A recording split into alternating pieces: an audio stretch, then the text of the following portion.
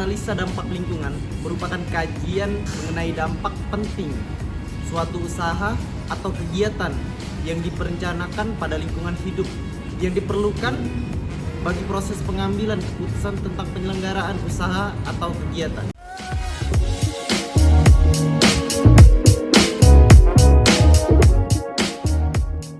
Tujuan AMDAL untuk menjamin suatu usaha dan kegiatan pembangunan atau proyek agar dapat berjalan secara sinambung tanpa merusak lingkungan.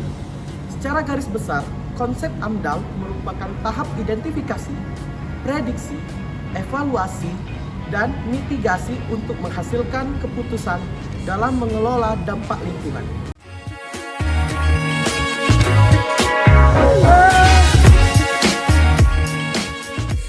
Fungsi AMDAL: 1. Memberikan masukan dalam pengambilan keputusan.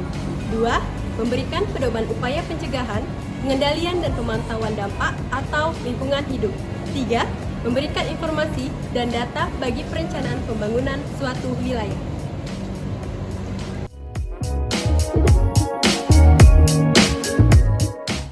Manfaat AMDAL: 1. Mengetahui sejak awal dampak positif dan negatif akibat kegiatan proyek. 2. Menjamin aspek keberlanjutan proyek pembangunan. 3. Menghemat penggunaan sumber daya alam. 4. Kemudahan dalam memperoleh kredit bank.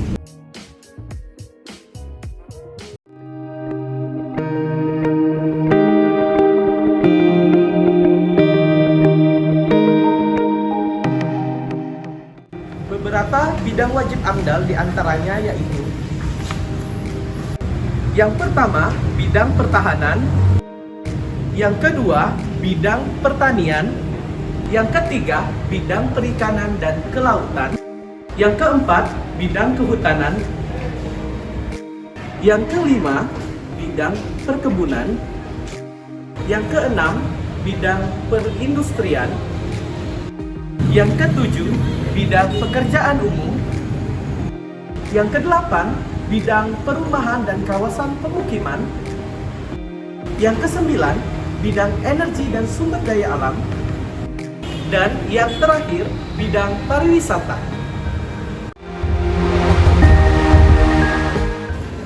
Apa itu pemukiman? Menurut Undang-Undang Nomor 1 Tahun 2011, pemukiman adalah bagian dari lingkungan hunian yang terdiri atas lebih dari satu perumahan yang mempunyai prasarana, sarana, utilitas umum, serta mempunyai penunjang kegiatan fungsi lainnya di kawasan perkotaan maupun kawasan perdesaan.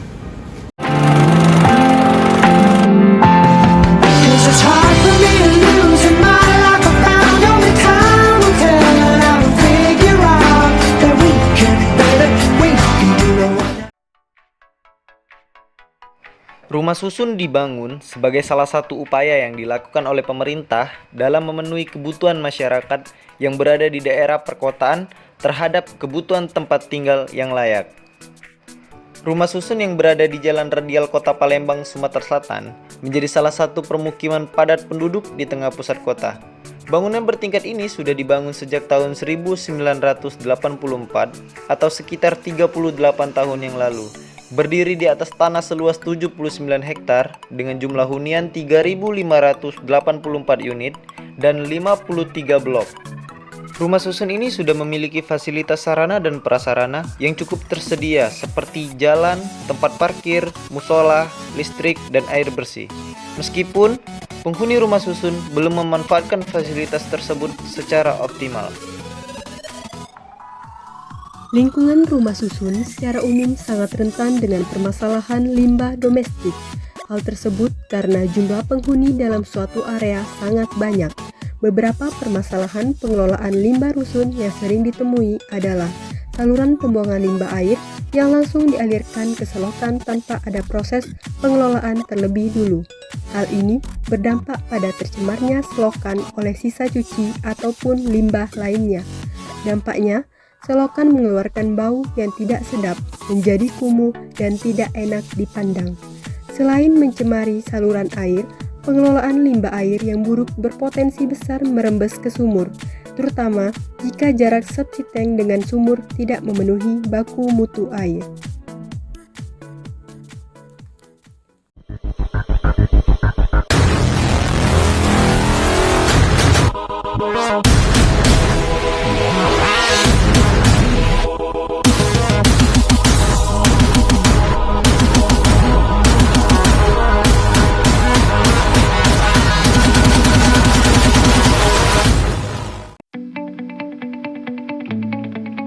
Ibu, nama saya Muhammad Dafal Hafiz dari Politeknik Negeri Sriwijaya. Di sini kami minta izin dulu ke Ibu, apakah Ibu bersedia untuk diwawancara? Iya, insyaallah. Alhamdulillah. Izin Bu, atas nama Ibu siapa tadi? Yeni Astuti. Nah, ya, Ibu Yeni Astuti. Jadi Bu, Ibu di sini kegiatannya apa ini Bu? Ini jualan nasi, Jualan nasi apa Bu? nasi Padang. Nasi Padang. Oh, di sini tempat masaknya Bu ya? Iya. Sudah berapa lama Bu Ibu di sini Bu jualan? Tahun 15 tahun ya. 2007. Dari 2007 Bu ya. 2000 tahun 15. 15 tahun. Bu, kenapa Ibu memilih jualan di sini Bu? Di sini tempatnya ada. Oh, tempatnya ada. Sini ada. Rezekinya di sini Bu ya. Di sini ya. Rezekinya di sini. Kalau kesah Ibu selama berjualan di sini apa Bu? Keluhnya kesahnya. agak sepi. Agak sepi selama Covid ini Bu ya. Menurut Ibu Bu, sini kan ada sampah-sampah gini Bu ya. Menurut Ibu gimana itu Bu? Menurut Ibu? Kalau kotor bersihnya. Kotor bersih. Kalau ketumbuh di Biasanya sumber sampah ini tuh dari mana? dari pucuk ya tuh. Oh, langsung untal dari atas Bu ya? Dari pucuk. Dari atas. Harapan Ibu ke depannya gimana Bu? Mengenai sampah dan jualan Ibu ini Bu? Kalau jualnya lebih baik, lebih baju untuk anak sekolah kan. Ya, udah sekolah. Kalau sampahnya lebih bersih kan lebih aman. Lebih rame lagi Bu ya jualannya Bu ya? Iya. Bersih kan bagian dari iman kan. Iya.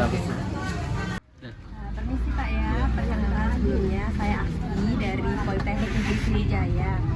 Kami di sini ditugaskan untuk mewawancarai warga yang ada di rusun ini. Sebelumnya dengan Bapak siapa? Hotler Bapak Hotler. Bapak di sini sebagai RT blok 7 RT 11 blok 7. RT 11 Blok 7. Di rusun ini kira-kira pengelompokannya gimana Pak? Per blok kah atau per RT kah? Per blok. Per Per blok. blok. Jadi rusun ini seluruhnya per RT sih. Setiap blok itu satu RT. Nah, jadi di rumah susun ini ada 11 RT. Nah, kebetulan RT 11. Bapak yang itu. Iya. Bapak tinggal di sini udah berapa lama Pak? Saya tinggal di sini sudah sekitar ada sekitar 20 tahun. 20 tahun. Iya. Kalau untuk harga Pak, berapa Pak di sini kemarin? Harga apa itu? Kontrakannya gitu. Oh, berbeda-beda harga kontrakan di sini. Kalau di bawah kebetulan kita itu di depan jalan. Kalau yang di depan ini sekitar 5 juta satu ini. Satu itu di bawah. Oh, Kebetulan kita di depan jalan, iya.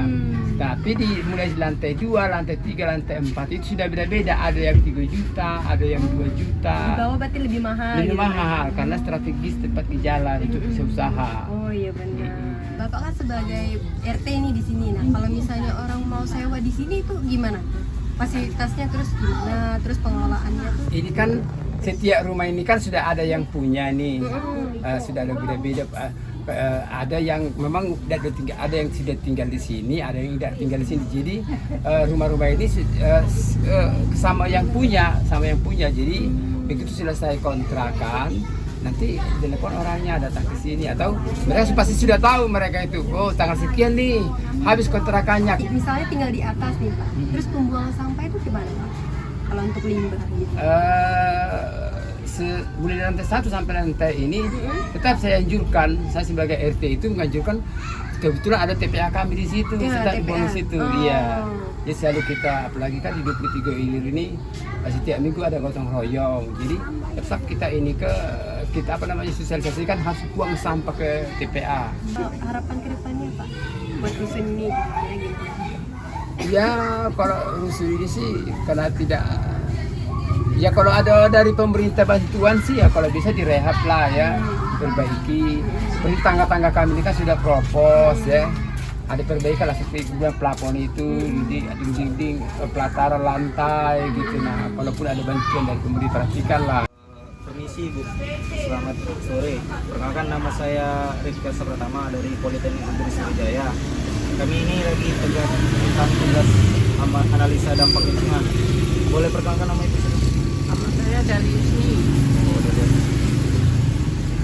Maaf Bu, sebelumnya mengganggu waktu Ibu. Sudah berapa lama Ibu tinggal di sini? Rumah susun lah 35 tahun. Oh, sudah 35 tahun. Kenapa Ibu memilih tinggal di rumah susun? No, di sini rami kan. Kalau untuk harga sewa sendiri di rusun ini berapa Bu kira-kira? Macam-macam, ada yang 2,5, yang Itu- kalau di bawah 5 juta, 6 juta Oh, itu per Bertahap. bulan apa per tahun? per tahun. Per tahun. Berarti Kalau per bulannya ada 500 satu bulan. oh 500. Itu tergantung ada tipe-tipenya atau Tidak, kalau tipe ini tipe kecil, kalau sebelah sana yang besar. kalau untuk berjualan Ibu sudah berapa lama Ibu? 25. 25 tahun. Iya. Jualan gado-gado ini selama 25 tahun. Setelah kalau pendapatan per hari itu berapa?